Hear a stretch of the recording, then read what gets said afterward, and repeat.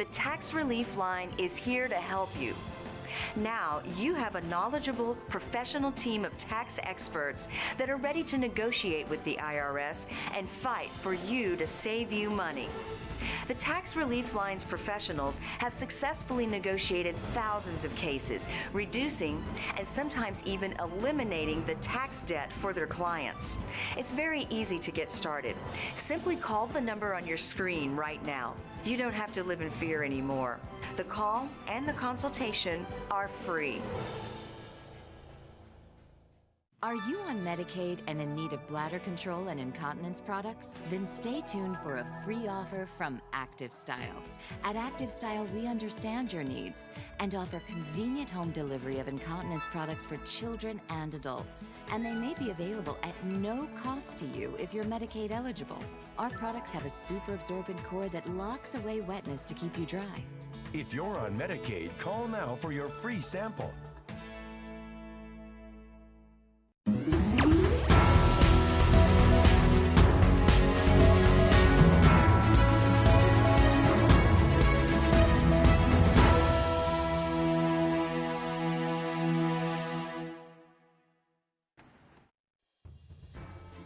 Broadcasting from Now Media Network's headquarters in Houston, this is Purple Politics, hosted by political expert and commentator Alina Gonzalez-Dockery. Join us to discuss the most important issues affecting our nation with fresh, balanced, and objective discussion on the first bilingual media network in the United States. Purple Politics, right now. Welcome, welcome, welcome. It has been a little while. To all my fellow Floridians, I hope that you are recovering and able to at least feel like you have some sea legs after Hurricane Milton. One thing is for sure, we are accustomed to hurricanes, but it never is an easy process.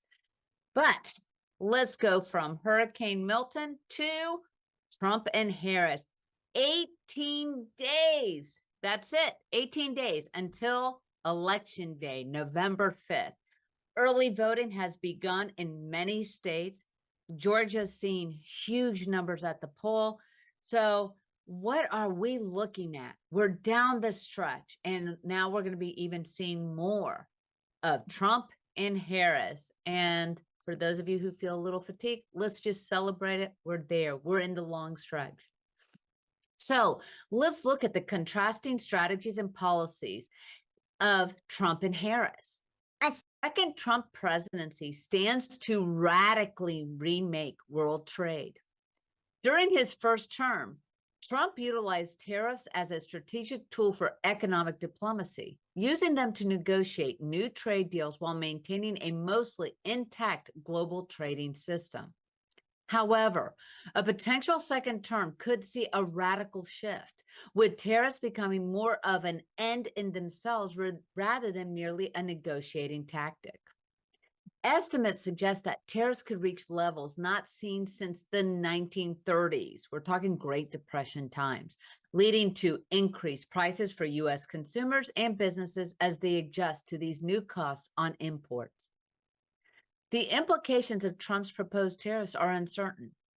He has floated various rates, including suggestions of 10% to 200% on imported goods, especially targeting China, with a potential 60% tariff. If implemented, the average U.S. tariff could jump significantly, marking a departure from the relatively low tariffs of recent decades. This shift could lead to unprecedented levels of trade barriers if other countries retaliate, sparking concerns of a trade war or a realignment of trading relationships among U.S. allies frustrated with China's practices. Trump's plan suggests a belief that the global trading system as it existed in the late 20th century is unsustainable, with the possibility of a fundamental rebalancing rather than a return to previous trade norms. While any future president may face challenges in reversing newly established tariffs, The Republican Party's current stance may provide Trump with greater leeway to impose and sustain higher tariffs, particularly if they maintain control of Congress. Despite some Republican reluctance toward tariffs on countries other than China, there is still potential for their use in negotiating other trade disputes. The economic impact of Trump's tariffs would depend on their final rates and any retaliatory measures from other countries. Increased tariffs are likely to lead to higher consumer prices and reduce economic growth. However, it could also spur actual mutual agreements with our allies to have better trade deals. Now look at the reformed NAFTA agreement. The Canada, Mexico, US trade agreement has been very fruitful and also would allow that to continue with zero tariffs. So this is something that that Trump has been stating, is that U.S. exports are taxed heavily by other countries. We should be doing it's almost like a reciprocal type of thing. But China is really the number one viewpoint. And honestly, which I'm included in this, until we U.S. Americans get off of the dependence and addiction to cheap goods that come from China, the cheap prices that come from China, that would assist. But we shall see. And Harris and Trump are courting Fox News. Woohoo! Fox News is now getting a little love from the campaigns. And their strategies could not be more stark. On Wednesday, both Vice President Kamala Harris and former President Donald Trump targeted Fox News viewers, highlighting their contrasting media strategies as they seek to connect with undecided voters. Harris engaged in a combative interview where she directed her picks towards Republicans and independents' dissolution with President Biden's administration. And honestly, if you watch this, Harris was dodging, deflecting, refusing to answer. She went in there as if it was a debate. Some people will tell you, oh, it was because it was, a hostile environment. Actually, I'll say huge props to Bret Baier. He was very polite, always showed manners and decorum, but he couldn't redirect her. She refused to be redirected. She refused to answer the question, when did you notice that President Biden first started declining? Her answer, Biden's not on the ticket. Trump is, but Biden isn't. Well, you wouldn't. You see, as an attorney, I would follow that up. Well, that makes it for an interesting point, because the only reason that you're on this ticket, Kamala Harris, is because President Biden was basically forced out of the campaign because of his poor debate performance, which showed a huge cognitive decline. When did you notice this? She said that she is not a continuation of the Biden administration, but yet would not say how she was going to turn the page from being in a 50-50 partnership. That's how Biden and Harris both always describe their relationship. Being in power for 3.5 years, being in administration for 3.5 years. How are you going to differentiate from that? How are you going to turn the page? What she keeps trying to do, which is interesting, that her campaign is all about, I'm not Trump, is saying that, well, Trump has been around for 10 years. Well, no, Trump was 4 years. 4 years of the past 10 years. You had 2 years Obama, 4 years Trump, and almost 4 Kamala or Biden-Harris administration. But the notable shift, as she more clearly distanced herself from Biden, that is one thing she made explicit. She expressed clearly, asserting, let me be very clear, my presidency will not be a continuation of Joe Biden's presidency. Of course, when asked how, her distinct approach to leadership and addressed immigration policies by framing herself as a solutions-oriented candidate, which, okay, she likes to keep pointing back. Oh, putting all the blame again on Trump. Trump is not the incumbent. President Biden is the incumbent with Harris as the VP. They are the incumbent. The reality is that when they first walked in on January 21st, 2021, into that White House, they repealed 90 executive orders dealing with the border. They also had a majority of both chambers of Congress. They had Democrat-ruled House and a Democrat-ruled Senate, but they did not pass any effective laws. That also goes with, I know I'm going to get a lot of flack, especially from younger female viewers and voters. This Roe v. Wade. Let's put this into perspective. Why hasn't Roe v. Wade been codified prior to the United States Supreme Court finding that was not found on good basis? Which, honestly, let's argue that women should have equal rights and protection to the autonomy of their body. But why wasn't it already dealt with? Obama, during his presidency, he had a supermajority. He had both chambers of Congress, never touched Roe v. Wade. Biden, in his first 2 years, knowing that this was coming down the belt, could have passed something, did not pass it. Why? Because much like Harris likes to say that her counterpart, Trump, does not like to create the solution, he wants to keep something for a political edge. Roe v. Wade, the abortion issue, is a political edge. Because let's all also remember that I believe it was Senator Kennedy of Louisiana that even proposed a bill to codify a 15-week abortion. And that was dealt with on both sides, vilified. Now, let's turn to Trump. Trump was on Univision, and he's trying to court the Latino vote, so to speak. So how did he do? Well, he stayed on his point. He does not bend. He does not go to try to shift to the middle. Though Harris did state that she would be willing to have Republicans and Democrats as her advisors on her cabinet, Trump definitely is clearly not. It's his way or the highway. It's his team members. How that will get to that bipartisanship, who knows? We will see. But what his town hall was designed to reinforce is his support base. And personally speaking, I think that is, it's not the right path. Let's put it that way. I'm trying to be a little bit more positive because I am not the campaign people. Because the bottom line is that Trump supporters, those MAGA people, those Trump, those major Trumponian MAGA followers, they're not going to go anywhere. They are in line. They will follow him off the side of a cliff. Who he is supposed to be trying to get to are the women, and those undecided voters. And staying to his base is not the way to do that.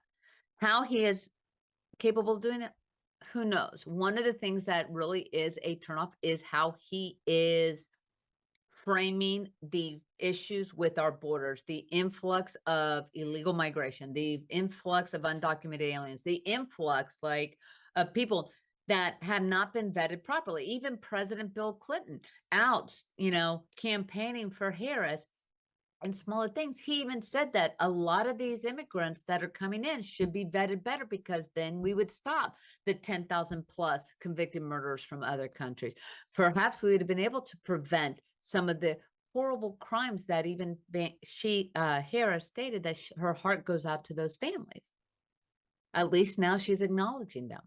She did not acknowledge them before, just like her acknowledging the hurricanes now, but in 3.5 years, she never did that beforehand. So we're going to get into some of these key policy issues that are different and compare and contrast with Kamala and Trump. But the one thing is for sure, we are 18 days away, folks. Strap on those boots because we're going to be hearing a lot more from these two. We're going to take a quick commercial break and we'll return and continue to do our comparisons of these two presidential candidates.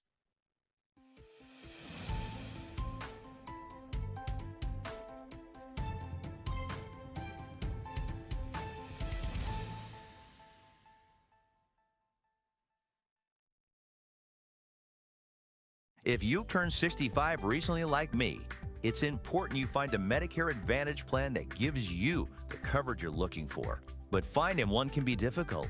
The best thing I did, and I suggest you do the same, is call a licensed insurance agent and let them walk you through your Medicare Advantage plan options. There are so many benefits you have access to. So make the call now and let the representatives explain everything to you.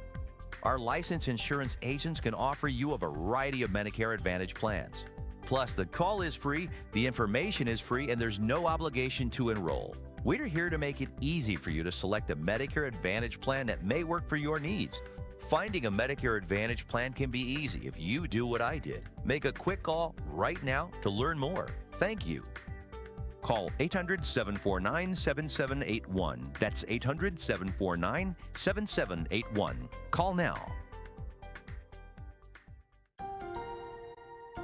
If you're on supplemental oxygen, heavy and awkward tanks can be a burden. Now you can leave home and leave the tanks behind with Inogen, portable oxygen therapy that moves with you. With my Inogen, now I'm able to do the things that I've always loved. I just press the button here, and there's my oxygen. Inogen systems are so small and light, you're free to leave the house without the hassles of an oxygen tank. I could play golf again. I could go grocery shopping. I'm free again.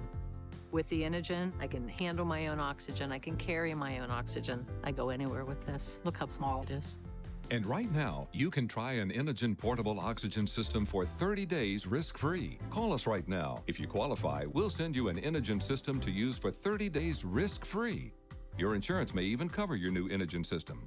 If you're on oxygen, you need to be using an Inogen. Call 800-367-1753. That's 800-367-1753.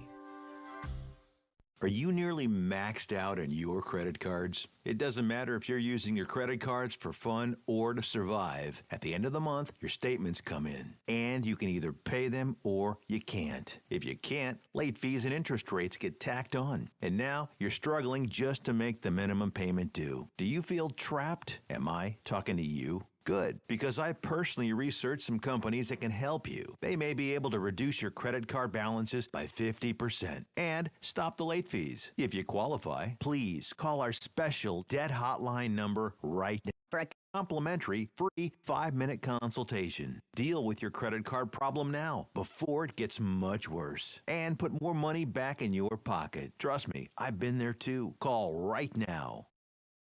Call 855-993-2096 right now.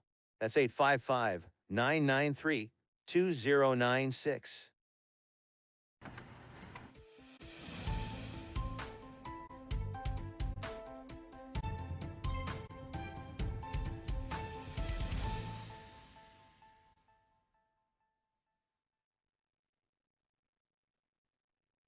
So the 2024 presidential race is shaping up to be a battle between Vice President Kamala Harris and former President Donald Trump, with the contrasting campaign slogans of New Way Forward for Harris and Make America Great Again for Trump.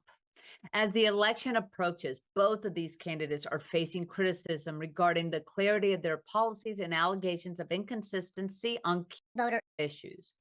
Newsweek provides an analysis of each candidate's stance on critical topics, highlighting the differences and similarities in their approaches. Kamala Harris's campaign emphasized building an opportunity economy with a focus on middle-class growth. She plans to address the housing crisis by pledging to construct 3 million affordable housing units and providing financial assistance to first-time homebuyers. Additionally, Harris advocates for investing in manufacturing, particularly in the steel sector, and aims to implement tax credits for companies that create union jobs. Her administration would also prioritize raising the federal minimum wage and passing legislation to protect workers' rights, reflecting her commitment to labor issues. In contrast, on the other hand, we have Donald Trump. And his economic strategy centers on reducing government spending and promoting domestic energy production through increased oil drilling. He aims to enhance America's energy independence and tackle inflation while pledging to reduce the national debt. Trump's economic messaging has resonated with a significant portion of voters, as recent polls indicate that a majority believe he would manage the economy effectively. This differing economic philosophy underlies the candidates' distinct approaches to financial recovery and growth. On the issue of taxes, Harris proposes expanding tax credits for low-income workers and increasing taxes on the wealthy and corporations to ensure they're paid their fair share. Now, that's really disingenuous way of stating that, because the reality is that the highest grossing income owners actually do pay a majority of the tax base, where you have anybody that is at the 25 percentile up on their tax base is paying 97%. Now, let's contrast this. She is also proposing a child tax credit of $6,000 for the first year of newborn child.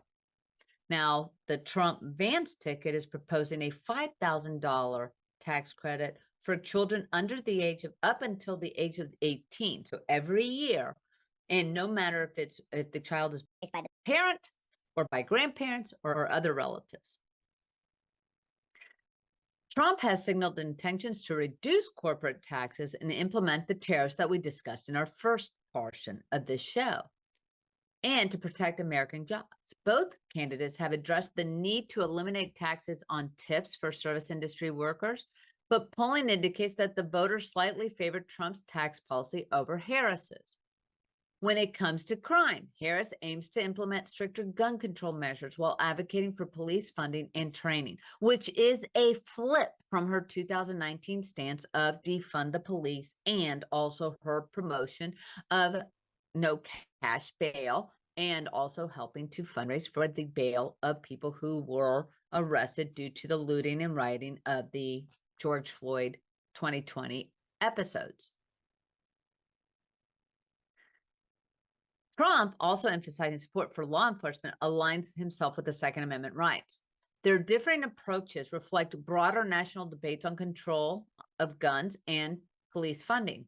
In immigration, both candidates prioritize securing the U.S. borders, with Trump focusing on strict enforcement and Harris advocating for bipartisan legislation to bolster border security. Now, both want to bolster the border security. Actually, the United States Customs and Enforcement Border Patrol have endorsed Trump.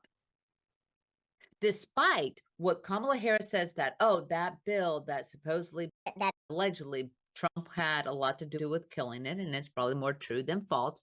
The reality is that was pretty much a crap deal, because it was still allowed 3 million in the first year, 3 million illegal crossings minimum. And every year thereafter, the period to lock down the border after so many crossings was less and less and less.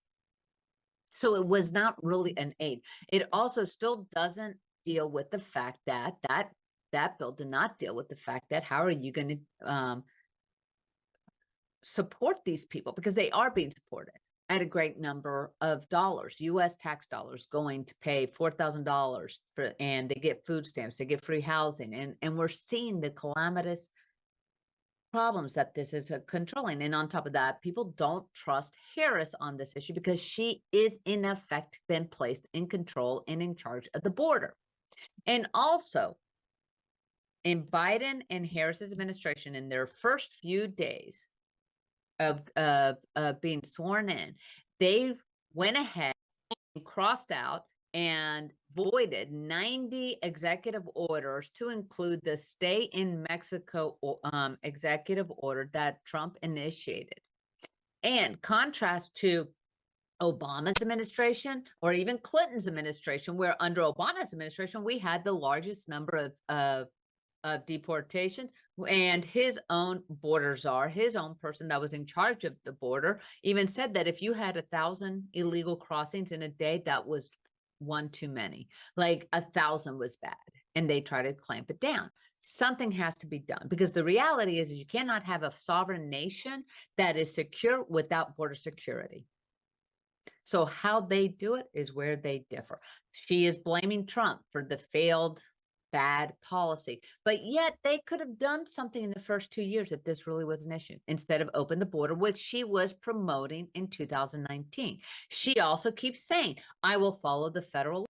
But that is dependent on what the law is. But for her and her running mate, they feel that they should have an open border and that everybody who crosses illegally should have free medical, free housing, and money, which you do not provide to the very same citizens that have been paying into the tax base, that whose houses have been lost, whose lives have been destroyed by Helene. And I'm specifically looking at North Carolina and Tennessee.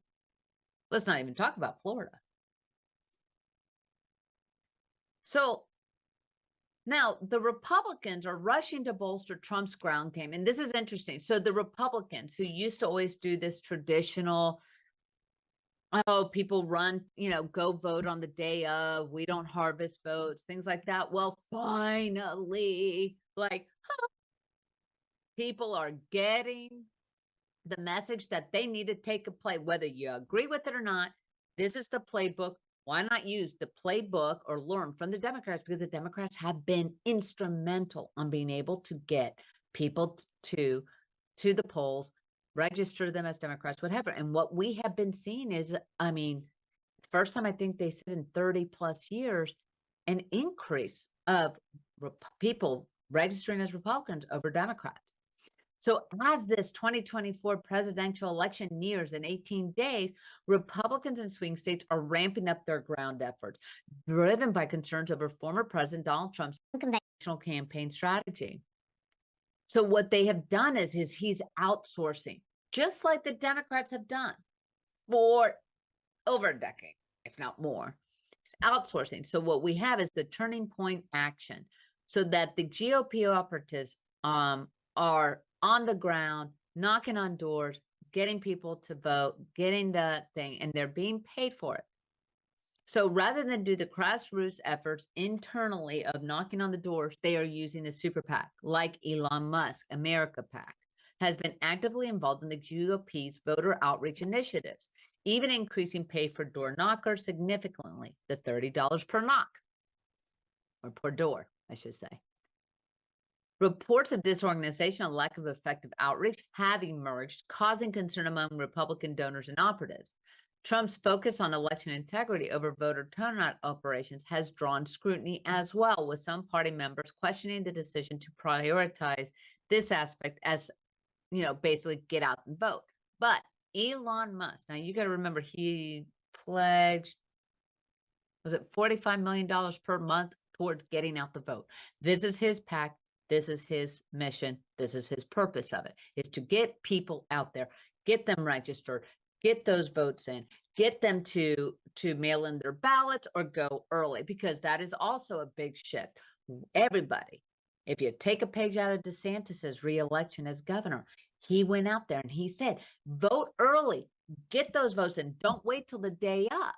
Because that is one thing. It took a hard, Republicans are known to step on rakes when they see it. It doesn't even matter. It doesn't have to be dark. It could be broad daylight. They see a rake, they step on it, they smack themselves in the face. Well, finally, I guess enough rakes have been smacked that they have decided, hey, you know what? We're going to do what the Democrats do. Way to go, guys. So despite any setbacks, Trump's campaign believes his approach is sound, and partnerships with organizations like America PAC are designed to bolster ground efforts by bringing in additional volunteers, which has been huge. And inside the campaign spending, let's look at this. Kamala Harris's campaign has significantly outpaced Trump's in fundraising, leading to an expansive spending spree on various campaign activities. Since Harris assumed the top position on the ticket, Democratic fundraising has surged, with the Harris campaign, along with their allied committees, reporting over $1.1 billion raised through August. In contrast, Trump campaign has raised at least $720 million. Isn't that crazy? $1 billion, basically. Both of them. Advertising has been a major focus for both candidates, with Harris's campaign spending approximately $346 million on media, compared to Trump's $147 million. According to data from ad tracking firm Ad Impact, the Harris campaign has reserved a total of $647 million for advertisements leading to Election Day, whereas Trump has about $273. Notably, the Harris campaign strategically reserved ad space on popular shows and also began advertising on Fox News. As far as payroll and consulting, we're looking around $72 million for Harris and $35 million for Trump. This is insane, right? So let's take a quick commercial break, and then we're going to talk about some other news of more campaigning. Again, 18 more days, people. Stick with me. I'll see you right back.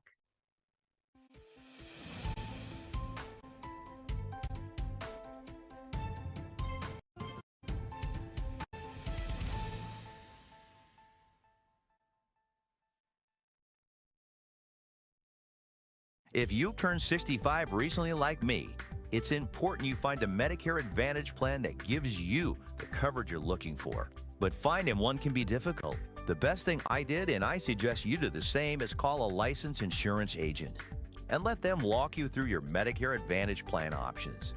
There are so many benefits you have access to, so make the call now and let the representatives explain everything to you. Our licensed insurance agents can offer you a variety of Medicare Advantage plans. Plus, the call is free, the information is free, and there's no obligation to enroll. We're here to make it easy for you to select a Medicare Advantage plan that may work for your needs. Finding a Medicare Advantage plan can be easy if you do what I did. Make a quick call right now to learn more. Thank you. Call 800-749-7781. That's 800-749-7781. Call now. How would you like to go on a 5-star vacation for just $99? We're talking about the quality of a Westgate resort for $99. Not for one night, but for 3 fantastic nights at one of their luxurious destinations across the United States. And you'll even get a free $100 Visa gift card just for making a reservation. We've got some of the choicest destinations that you'll love in the United States that you can choose from for just $99 for a 3-night stay. Take your family, take a special loved one, but get away. Go on vacation with Westgate Resorts. Call now to make a reservation for just $99, and you get a free $100 Visa gift card. Call Westgate right now and book your vacation. Here's the number. Call 877-930-3491. That's 877-930-3491. Again, 877-930-3491.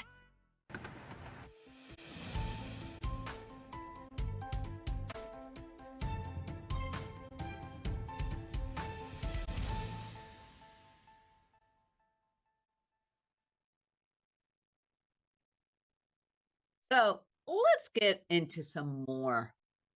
Let's talk about the candidate or the campaign fatigue or election fatigue that we're seeing it. So swing states are especially feeling the impact of this election because they are so critical. It is amazing to say that, yes, everybody, all of the pundits say it comes down to 5 or 6 states. But let's look at like Pennsylvania, key for the presidency. They say if whoever wins Pennsylvania wins, may win the presidency. This state is stressed out. Pennsylvania, the critical battleground state for both Kamala Harris and Donald Trump, serves as a focal point for election-related litigation and skepticism regarding the legitimacy of past elections. The state is preparing for a potentially contentious and drawn-out battle over the election outcome, particularly following the controversy surrounding mail-in voting in the previous election. Trump has persistently questioned the integrity of the voting process in Pennsylvania, particularly in Philadelphia, and has faced backlash for his continued unsubstantiated claims of fraud. Trust me, I'm with you, my audience, my people. I am tired of hearing Trump saying it got stolen. I know my mother and father still say that to me. I have other friends that will say that, and I'll have other people who say it wasn't. Can we just say that's in the past and let's focus on the future? In response to past issues with mail-in voting, and again, remember, 2020 was that exceptional year because it was the pandemic. It was where most people were still especially the northern states, a lot of the states had stay at home, no in-person voting, and so the majority of the votes were cast via mail. Pennsylvania has implemented changes aimed at improving the process for the upcoming election. The state has increased clarity in ballot instructions and introduced pre-printed return envelopes to reduce errors that led to disqualification of ballots in 2020.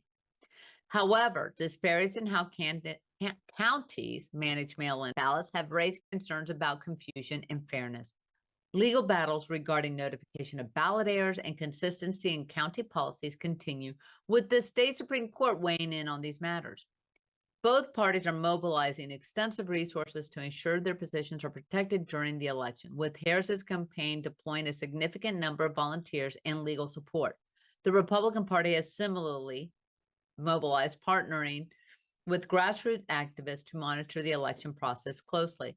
The underlying tensions from previous elections have created an atmosphere of distrust among voters, prompting both sides to emphasize the importance of participation in what is perceived as a decisive election for the future of the state and the nation. So we have, on one hand, election fatigue. Oh my God, are we going to be reliving Groundhog Day of 2020 with all of the chaos that was occurring then? But there is a bright spot in this gloom of our politics. As election season is here, anxiety about the state of the nation is palpable among citizens across the political spectrum. That is the doom, because remember, both sides are saying, oh, threat to democracy. Oh, we got tyranny. Oh, we have a communist. We have this, we have that. It is daunting. It is overwhelming. And there is fear. And it is the monarchy of fear. Many are deeply concerned about the potential consequences of the upcoming elections, given the divisive political climate marked by extreme rhetoric, including assassination plots. There was apparently another one potentially that was thwarted just in California against Trump, such as the result and threats to democracy and lawfare. Don't forget, Department of Justice, lawfare. Despite these fears, there are reasons for cautious optimism, such as resilience of the Democratic engagement, as evidenced by high voter turnout in recent elections and increasing enthusiasm among voters, particularly Democrats. New candidates emerge. Recent trends indicate a significant rise in campaign funding from ordinary Americans, facilitated by online fundraising and social media. And those ordinary Americans, those small dollar Americans, that is really on the Trump side. The MAGA supporters, $5, $100, The shift represents a growing engagement in politics by the electorate, which is always a huge benefit because that is what we are. This is a government for the people, by the people. It is us, not the corporations, not the PACs, not the lobbyists. And we need leadership to realize that they owe a duty to us. Additionally, split ticket voting appears to be reemerging, with voters becoming more discerning and willing to cross party lines. This trend may encourage politicians to appeal to a broader base. Oh my God, you mean bring common sense? Talk about the fact that our neighbor is our neighbor, and it doesn't matter, and it should not matter that they are a Republican or a Democrat, because we are a community, we are a country, and having elected officials actually govern in that manner, huge. So despite the concerns with the electoral system's integrity and the political landscape's tumultuous nature, there are signs that accountability is being maintained through legal oversight. High-profile prosecutions of both Democrats and Republicans suggest a commitment to upholding justice across party lines. And as the 2024 elections unfold, there remains uncertainty about potential unrest, but the dedication of election officials and a commitment to fair elections provide hope for stability in this democratic process. And also remember, the presidency is not the earmark of democracy. We are the earmarks. We are the protectors. We are the ones that are there for democracy. And we are the ones who get to elect our political leaders. So the president, yes, that's the executive branch, but we also have the legislative branch and we have a judicial branch. So that is what is important. And I want to point out something. Ready? We are the ones who are in charge. We are the ones that have the capability, because it's not all about Trump and it's not about Kamala. We also have our senatorial and representatives representative races. And Texas, let's talk about your senator, Ted Cruz. Is he blowing his reelection race? Once, everybody acts like Texas is a foregone conclusion. Oh, we're red, we're going to win. Well, in the suburbs north of Dallas, opinions about Senator Ted Cruz vary significantly among residents, reflecting a deep divide in public perception. Some, like 86-year-old James Guthrie, commend Cruz for his integrity and intelligence, while others, such as tech worker Corey Lewis, expressed strong disdain, preferring even inanimate objects over the senator.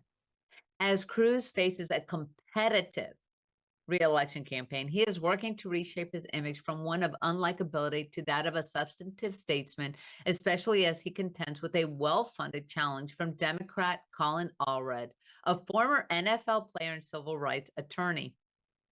Cruz has become a prominent figure in Texas since his presidential run in 2016. Remember those days?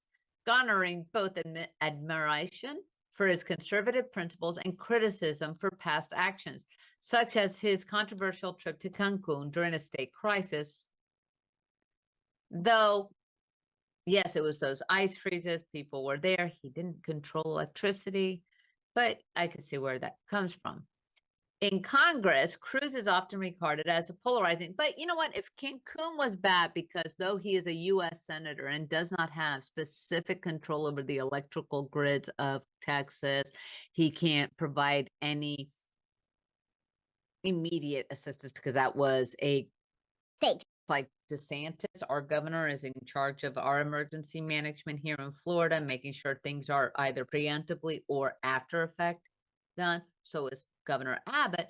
But wouldn't then the same criticism could be held to President Biden, who was lounging on the beaches of Delaware while Helene struck and then Milton struck? I don't know. Let's just put it in perspective. But in Congress, Cruz is often regarded as a polarizing figure, and a recent polling suggests a tight race, with Cruz leading already by narrow margins. The outcome of this election will not only hinge on Cruz's popularity, but also on the evolving political landscape of Texas, raising questions about whether the state is shifting toward a more competitive purple status akin to Georgia or North Carolina. Allred has strategically focused on moderate campaigning, distinguishing himself from Cruz by emphasizing bipartisanship and refraining from aligning too closely with President Biden or Vice President Harris.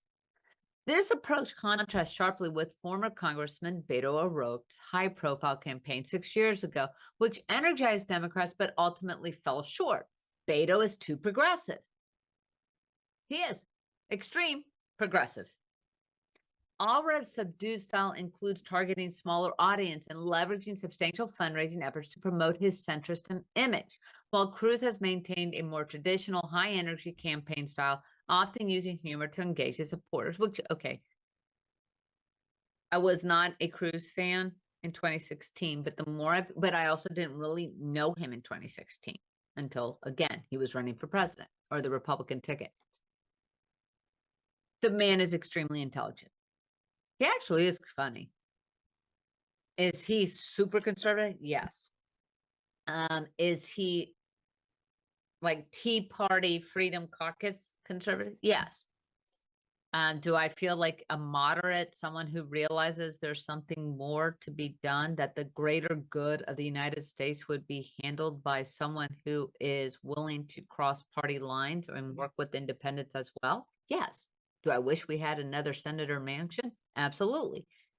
Is Allred that person? We'll see, because it's very easy for candidates to state that they are middle and this just to win, and then all of a sudden their alignment goes south, because that's also the unknown.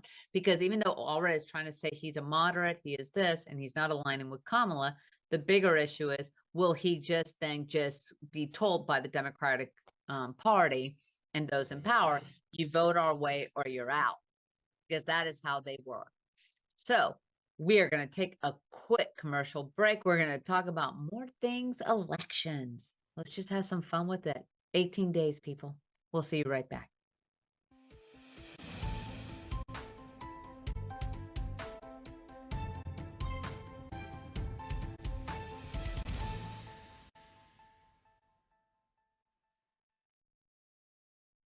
Investing in real estate doesn't have to be a pipe dream, but how do you find, analyze, renovate, finance investment properties without getting ripped off? My name's Andrew Glisson. In 4 short years, me and my team built a portfolio of 200 rental properties in multiple cities as a hobby while working full-time. We took all of that experience and built a mentorship program called the Victory Strategy to unlock every step of investing in real estate. If that sounds like the opportunity you've been waiting for, look us up at thevictorystrategy.com. If you're on supplemental oxygen, heavy and awkward tanks can be a burden. Now you can leave home and leave the tanks behind with Inogen, portable oxygen therapy that moves with you. With my Inogen, now I'm able to do the things that I've always loved. I just press the button here, and there's my oxygen. Inogen systems are so small and light, you're free to leave the house without the hassles of an oxygen tank. I could play golf again. I could go grocery shopping. I'm free again. With the Inogen, I can handle my own oxygen. I can carry my own oxygen. I go anywhere with this. Look how small it is. And right now, you can try an Inogen portable oxygen system for 30 days risk-free. Call us right now. If you qualify, we'll send you an Inogen system to use for 30 days risk-free. Your insurance may even cover your new Inogen system. If you're on oxygen, you need to be using an Inogen. Call 800-367-1753. That's 800-367-1753. Do you have a car sitting around you want to get rid of? Well, here's a great idea. Donate your car now to help local veterans in your area. Yes, just make one fast call to the Veteran Car Donation Program. Within a few days, we'll come and remove your car for free. You can donate any car in any condition. We'll use our vast network to sell it. The proceeds raised go to help local veterans and their families. And you get a tax deduction. And all you need to do is make this free call. Clean your yard up, get rid of an old car, and help the vets. We make it easy. Make this free call now. Book your fast and easy pickup. Call the Veteran Car Donation Program now.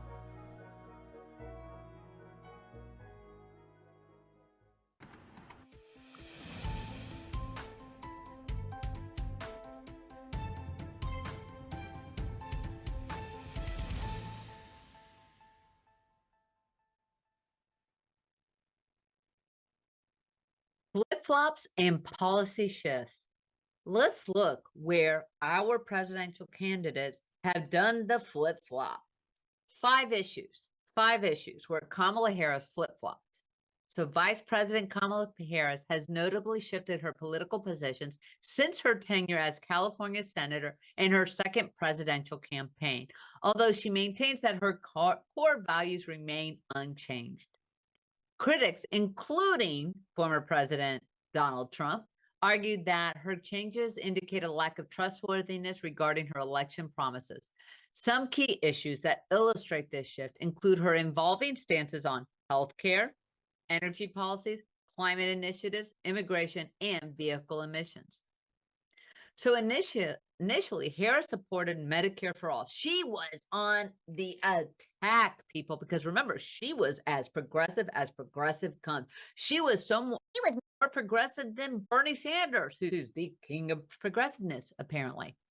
So she was trying to she wanted to eliminate all private insurance and have Medicare for all, advocating for a transition to a government-run healthcare system after joining the Senate in 2017. However, during her presidential campaign, she has softened her stance, proposing to expand Medicare while allowing private insurance to continue. And that was in 2020. And after becoming President Biden's running mate, she fully aligned with the strategy to enhance the Affordable Care Act, which it has its pluses, but it had a lot of negatives as well. It needs to be tweaked.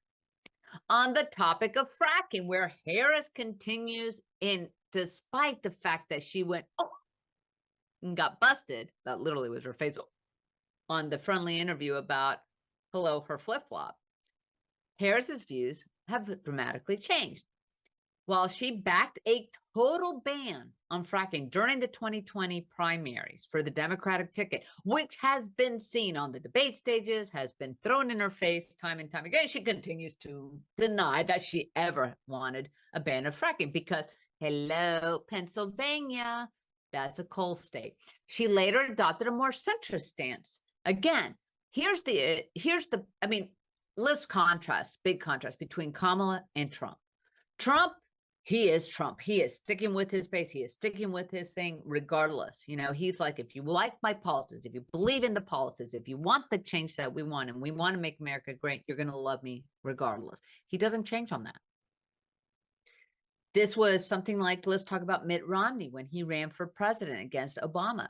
In order to win the Republican ticket, he had to go so far right. He's naturally a moderate. He had to go so far right to win the ticket. Now contrast that to Kamala Harris. Kamala Harris has always been an ultra-left liberal Democrat. She has always been very progressive. She just never changed her party delineation from D to I because there's no P.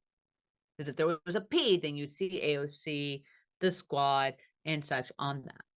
But now she's moving to the middle.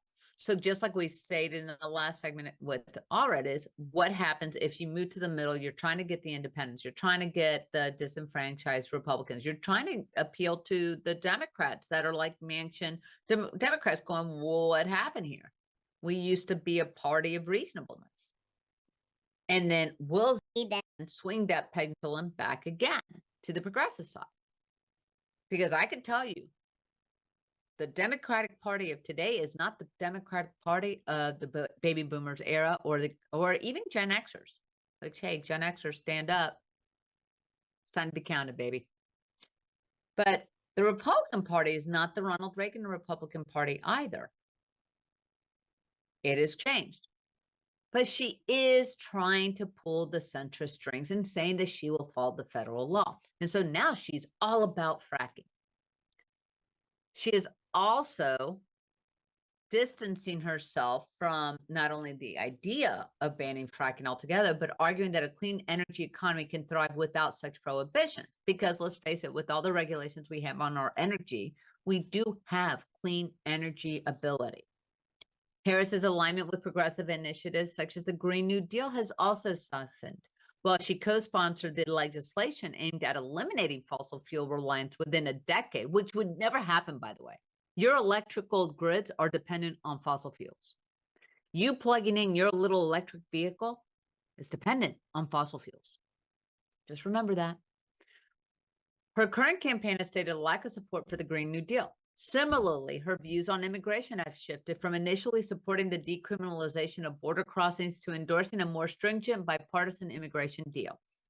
Additionally, her previous commitment to increasing zero emissions vehicles has also been downplayed, reflecting a broader trend for transition to a more centrist position. Also, because the fact is that electric vehicles are still not desired by the vast majority of Americans.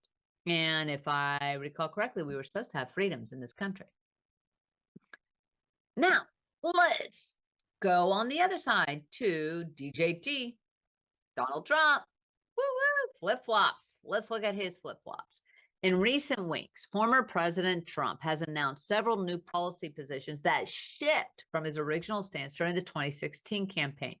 His campaign has played down these changes, asserting that the voters know who he is and can trust him.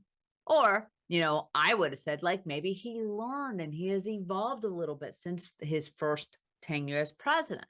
Because remember, he went totally without any government elected experience into the presidency, which is still unbelievable. I mean, that is amazing.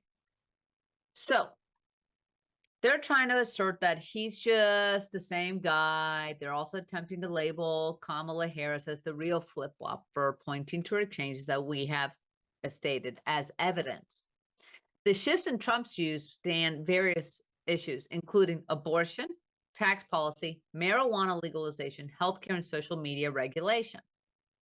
Trump's stance on abortion has notably evolved. Initially describing himself as a pro-choice, he later advocated for the overturning Roe v. Wade to give the right for the states to determine their each individual rights to access to a medical abortion. He criticized recently Florida's 6-week abortion ban as too restrictive and expressed support for a potential ballot initiative, Amendment Number 4, which is on our ballots this year, that would permit the procedure until fetal viability. However, he later clarified that he would not back the measure and announced plans to veto a national abortion ban if implemented, which J.D. Vance, a staunch Catholic, said, though my personal viewpoint is that I am pro-life and I don't believe in abortion. Even he recognized that the vast majority of Republican voters are pro-choice, and they feel that there should be some type of a consensus of legal access, because it is better to have the medical ability to do so than to go through what they used to do in the 70s, which was coat hangers and nasty knives. On tax policy, Trump previously capped the state and local tax deduction at $10,000, a measure unpopular in high tax blue states.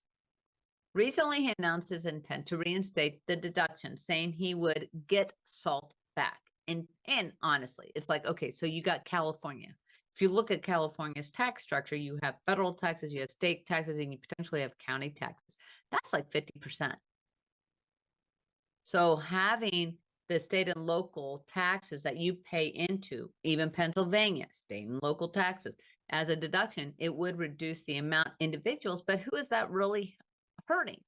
Could it potentially hurt the government as a whole? Yes, but maybe there is a lot of, and we all know, we can all agree, there is a lot of fat that the government could cut. And also it would help the middle class, because the middle class is the one who's been burdened. Because the reality is if you have a household earning $100,000 plus, you're paying 25% to 28%. And we're looking at a track when the Trump tax cuts are